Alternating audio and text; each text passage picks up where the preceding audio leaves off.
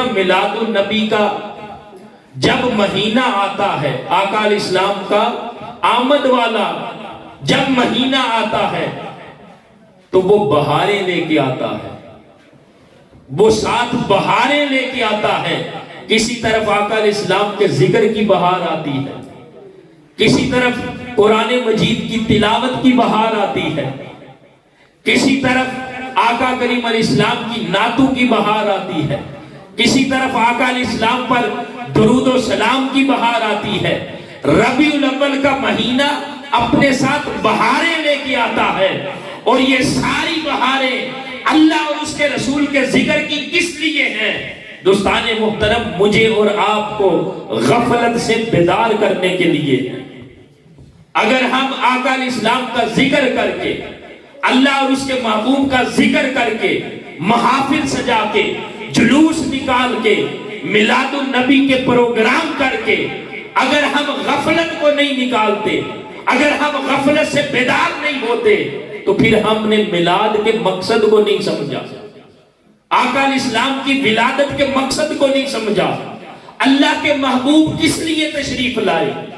جس محبوب کا میلاد مناتے ہیں ان کی آمد کس لیے ہوئی؟ میری اور آپ کی ہدایت اور رہنمائی کے لیے۔ اللہ کے محبوب علیہ السلام کس لیے تشریف لائے؟ ہمیں گمراہی کے اندھیروں سے نکال کر ہدایت کے نور سے منور کرنے کے لیے تشریف لائے۔ اللہ کے محبوب کا میلاد کس لیے ہوا؟ ہمیں اللہ رب العزت کی بارگاہ میں جھکانے کے لیے میرے محبوب آقا تشریف لائے۔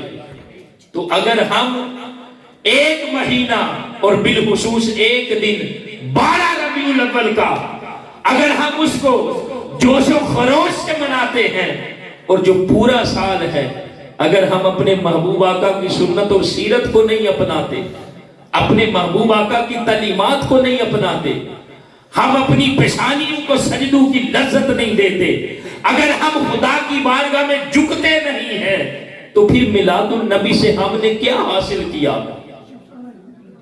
کیا سیکھا ہے ہم نے؟ تو دوستان محترم، ایک مہینہ جو ربیع الاول کا ہے اس میں خوشی منائیں، بھرپور جوش و خروش سے منائیں، اس لیے کہ ہمارا ایمان تقاضا کرتا ہے۔ بلکہ حضور شیخ الاسلام ڈاکٹر محمد طاہر القادری مدث العلی آپ تو فرماتے ہیں، لوگوں آقا علیہ السلام کے میلاد کی اس قدر خوشی مناؤ کہ کائنات کی ساری خوشیوں پر ولادت مصطفیٰ کی خوشی غالب آ جائے۔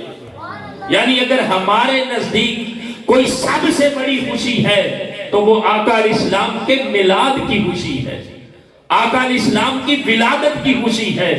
اس لیے کہ کائنات میں جتنی بھی خوشیاں ہیں وہ ساری خوشیاں آقا کریم علیہ السلام کے میلاد کے صدقے سے ہیں۔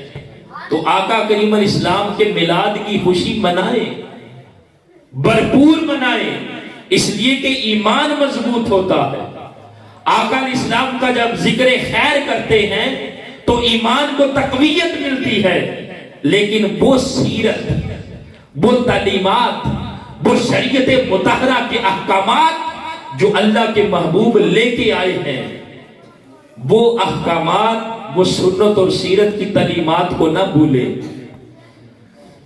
جہاں آقا علیہ السلام کا میلاد مناتے ہیں وہاں پیغام یہ ہے کہ اس محبوب کی جو سنت اور سیرت والی تعلیمات ہیں ان کو بھی اپنائیں۔